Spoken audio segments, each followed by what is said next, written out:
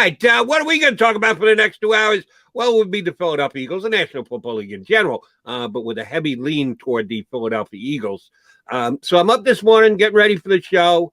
I going through my Twitter feed, and I see a tweet from our buddy Harry Mays from the Middle, and he reappropriated a clip from the Dan Sileo show a couple of weeks back that I had missed. Shame on me, my bad. I hadn't seen it, but I clicked on it when Harry tweeted it out, that Merrill Reese was on Dan Silio's show.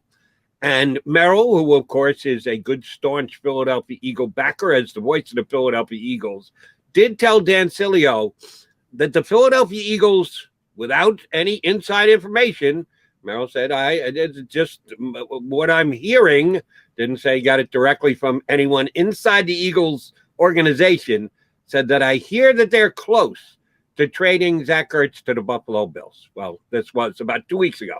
And as far as I know, unless you've got breaking news for us this morning, John, Zach Ertz, still a Philadelphia Eagle.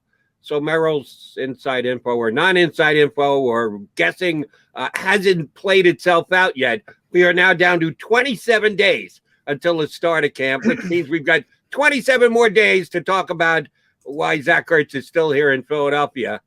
You don't really think anything's going to happen between now and camp, do you? Between now and camp, potentially, but those days, I'll put it, your dad, we bring this up all the time. You bring it up, used to be a baseball general manager. Consider that opening of training camp is sort of a trade deadline. It's not, but it's a deadline. And that might spur some action. As you know, deadlines spur action. I mean, sure. that's what happens when you have to say, and the Eagles have to decide to themselves, their deadline is not a trade deadline, but it's a deadline to where do they want to deal with this? Do they want to deal with this controversy? And if they make the decision that it's not that big of a deal, we'll take the hit for a couple of days and everybody will move on to something else. Everything, something always happens in training camp. So it'll only be maybe 48, 72 hours, something of that nature. So if the Eagles make that cost benefit analysis and say, we can handle that, we can weather that storm, then he might be here. On the other hand, and I use Evan Mathis as the example back in the Chip Kelly era, back when they had mandatory minicamp, he didn't want him showing up. So there was all this wrangling back and forth until the day of mandatory minicamp. And then the decision was made. They had to go in a different direction. Deadlines spawn action. That's what happens in professional sports. Right now we're in the dead period. So, not only are the Eagles, so many guys are on vacation. Guys I asked to come on the show just sure. From a media standpoint are on vacation. Everybody's in their downtime, understandably so. The biggest thing on the calendar today for the Eagles is Jason Kelsey and a couple teammates are going to be down in Sea Isle City, celebrity bartending. So if you're down there, maybe check in with the guys for Eagles autism. It's a dead period. So the Buffalo Bills are also on vacation and they're also doing anything, but they're one of the teams we've speculated that they could use a tight end.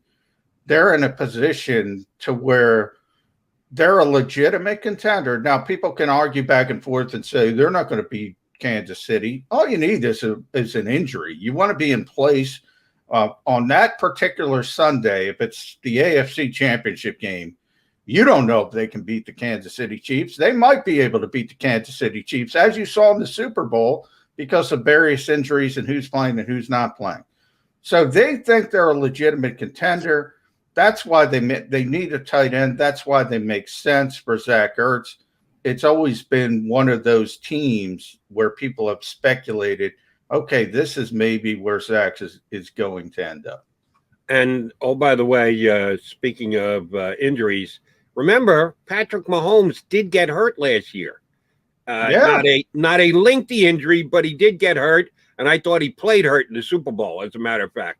He made one of the most amazing plays I've ever seen, almost parallel to the ground, was able to throw the ball about 20-some-odd yards downfield, and with accuracy, no less, while almost vertical to the field. But you're right. If Patrick Mahomes goes down, all of a sudden the Buffalo Bills and everyone else are that much more viable in the AFC. I'm trying to figure out where Merrill came up with Buffalo. I know the reports were out there. You certainly said it here on the show. Maybe it's the fact that Buffalo has said they would be willing to give up something. Our belief is that the Eagles have granted Zach Ertz and his agent the right to contact any team and negotiate with them based on the fact that the Eagles would be able to work out a trade with that organization.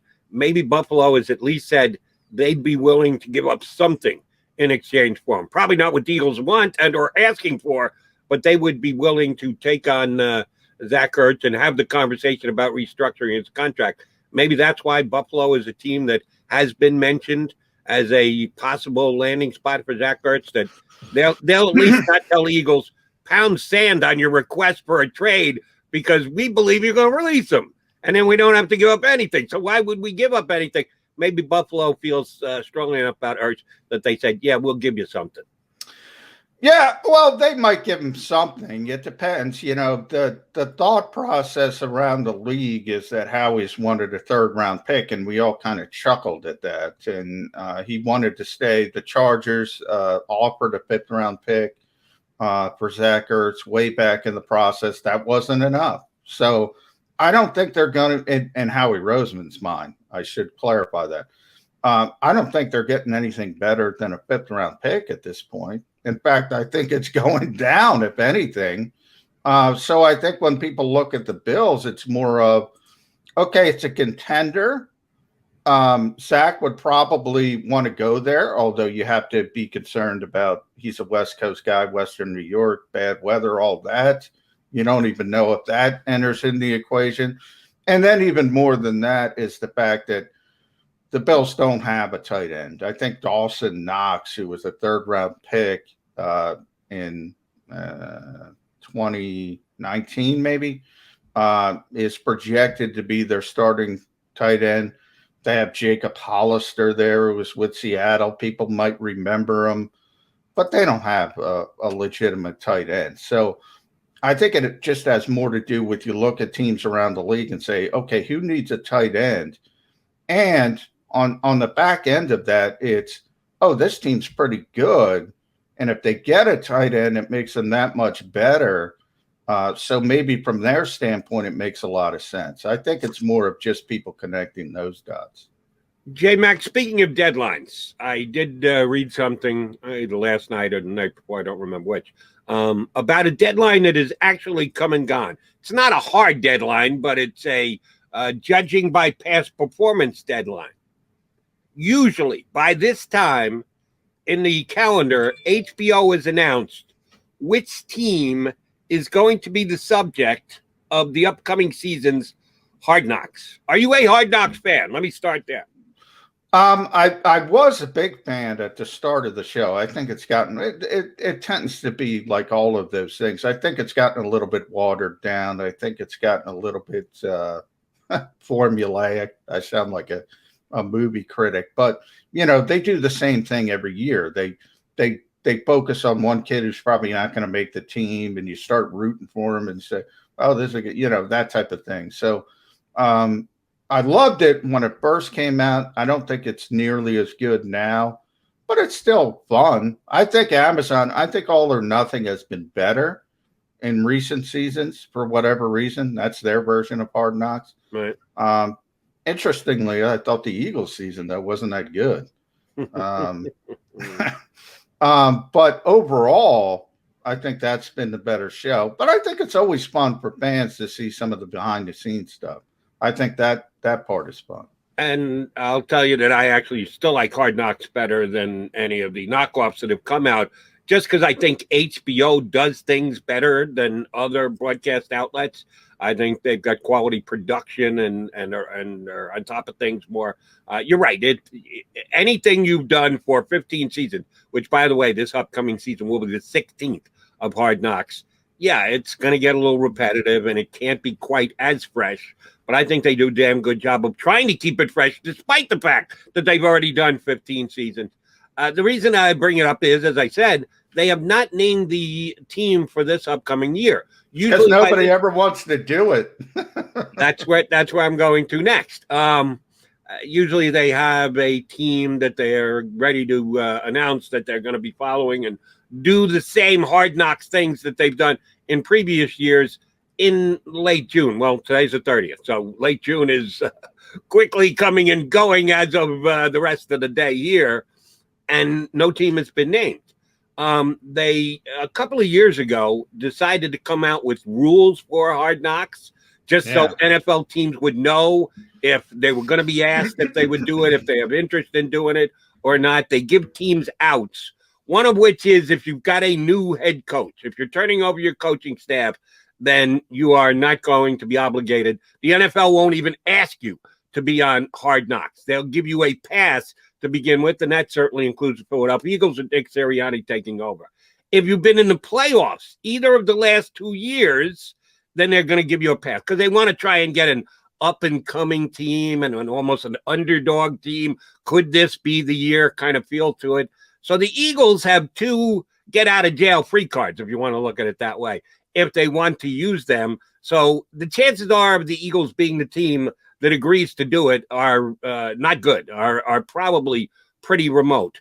But if you use those criteria, or if you've been the Hard Knocks team at all over the last 10 times they've done Hard Knocks, that too would give you a pass. The Eagles actually qualify on that one because not only have they not done it in the last 10 years, the Eagles have never been the Hard Knocks team. It comes down to only a couple of teams that actually do qualify for Hard Knocks that would be not eliminated by the ways you can get eliminated. The Cardinals, the Panthers, the Broncos, and 2 of the Eagles' competitors in the NFC East, the Giants and the Cowboys. Now, the Cowboys actually surprised me because they're almost always on Hard Knocks. At least it seemed that way because they were on twice in like a 4 or 5 year period. And Jerry would like to do it. I mean, Jerry likes that stuff. Jerry invites that stuff. So he's the one guy who embraces it. Everybody else, Jody, first of all, I want to say bravo to you for doing this research because I those Hard Knocks rules. I know rookie head coaches. I know that right off the bat.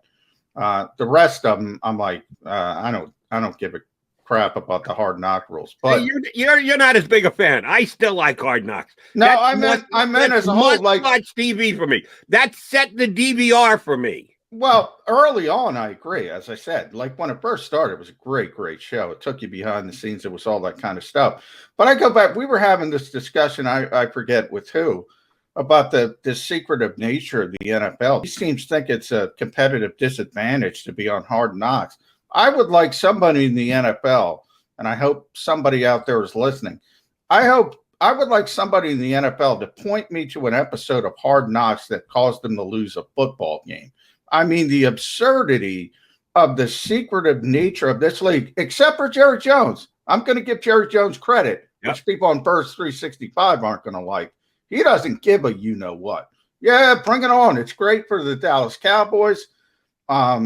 It would be great for every team. And they look at it the exact opposite, Jody. The exact opposite. And that's every team in this league, with the exception of the Dallas Cowboys.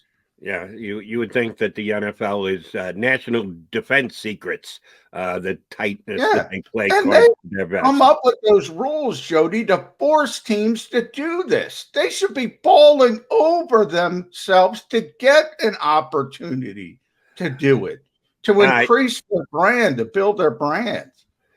So I gave you the 5 teams that actually aren't given a pass that should have to show up, which, by the way, has it been 2 years since the Cowboys won a division? No, the Eagles won it the year before that. And last year was Washington football team. So Dallas hasn't won the division in 2 years. So, yes, they are certainly eligible, which means Jerry may be lobbying. And that may be where they go. And it'll be all about Dak Prescott coming back from his injury. That's got a distinct possibility. I did see that in the article that I wrote, there's a possibility that although they're not on this list of the 5 that are most eligible, the Jacksonville Jaguars may go there. I don't know if Urban Meyer has been debriefed in how secretive you must be in the National Football League. Urban's a media guy who's not afraid to talk to the cameras, so that with the turnaround there with Lawrence at quarterback, with a whole new coaching, they might actually want to be on it, and they might volunteer to be on it. So my question to you is, should Jeffrey Lurie take a page out of Jerry Jones's book? That if you believe, like Jerry does, that it increases your brand if you're on a national, well-viewed broadcast about your organization, which, yes, you have some control. HBO is going to do what HBO is going to do. You can tell them, yeah, well, we're not going to let you shoot this, and here's something we're planning on doing, and you can massage the actual production of the show if you're the NFL team by what you do and don't allow their cameras to see. Should the Eagles be thinking about this? Does their brand need a boost across the nation by being on HBO's Hard Knocks? Yeah, I mean, I just said it for every team. I'm not going to put the Eagles outside of the box. Now, they just did All or Nothing a couple years ago, so I don't think they're interested in it. But yeah, especially if you look at it, and not necessarily the brand, because I think we all know the brand is pretty strong, even coming off a bad season. We know what the Eagles are in Philadelphia, in the Delaware Valley. It's the reason this show exists. So they have no problem with that aspect. But I got news for you, Jody. Nationally, we see it all the time. Jason Cole was the latest we had on the show yesterday. He said some pretty harsh things about Jalen Hurts and Nick Sirianni. And, you know, around the league, this has been a consistent theme that nobody believes in this team because of the head coach and the quarterback. Well, guess what? You put them on Hard Knocks, you increase the brand. Some people see the passion of Nick Sirianni that they always talk about. That doesn't come across on the Zoom call, Jody. Right. He only seems to get in trouble on the Zoom calls. But if you see him in his element, he's a lot more comfortable. The few practices we were able to go to, it's a lot different. And you get a different view into why the Eagles like Nick Sirianni. Same thing with Jalen Hurts. You get a different view into how respected he is at such a young age. That's the most impressive thing about me. Around his teammates and just the natural leadership skills we always talk about, you build up their personal brands, and that helps to build up the Eagles. So, yeah, but I think you could run down all 32 teams. I just said it's a positive for all of them, and only one recognizes it. So you can rip Jerry Jones all you want, and I know Eagles fans love to do it. He's the most powerful owner in this league for a reason, and that reason is because – and this is going to rub people the wrong way as well. I sound like Howard Eskin. We were talking about Howard before the show when he was a Cowboys fan. Jerry Jones is the smartest owner in the NFL from a business perspective, and it's not close. Well, the numbers have been crunched, and the value of the Dallas Cowboys just keeps going up and up and up into the billions. So, yes, you are correct. But do me a favor, Xander, the fine producer of the show. Make sure you clip that and get that little segment that John McMullen just did and send it to Jeff Lurie and let him know that it might be a good idea for the Philadelphia Eagles to be on Hard Knocks. Now, they're probably within days, if not hours, of announcing who it is, and if I were by the way, I man, think it's going to be Carolina. That's my do out of the five that I told you that made the most sense. Yeah. Giants, Cowboys, Carolina, the Cardinals, and one more. I'm forgetting who the other one was. You think it's going to be Carolina? I do. Cardinals, Panthers, Broncos. The Drew Lock and Teddy Bridgewater. Yeah, I'm not holding out, but a new general manager might be kind of interesting with them. I'll tell you that Jerry does it again, and it ends up being the Cowboys. But why not the Eagles? I'm putting my vote in right now. Eagles for Hard Knocks. McMullen has told me why I should be voting for the Eagles on Hard Knocks. They don't have to go on because of the rookie head coach. They're not even considering it, Jody. Well, no. You can volunteer. Yeah, you can volunteer, but I'm saying they're not volunteering. They're not volunteering. That's my point. I'm suggesting, as per the soliloquy I just heard from John McMullen, the Eagles should volunteer for Hard Knocks. I'm smart. They're dumb, Jody. Well, I'm smart. They're dumb. They're Xander, not volunteering for anything. Xander, don't include that part where John says he's smart and the Eagles are dumb. Kind of edit that out for the clip you're going to send to Jeff Lurie, because I want to see this happen. I want the Eagles on Hard Knocks this year. All right, we'll get a third opinion on this. Coming up next, we got our first guest of the day, one of our favorites. You read him on Bleeding Green Nation all the time. BLG, Brandon Lee Gouton joins us on Birds 365. If you missed any of today's show on the JAKIB Media channel, listen to the podcast on your way home. Available on YouTube, Apple, and Spotify.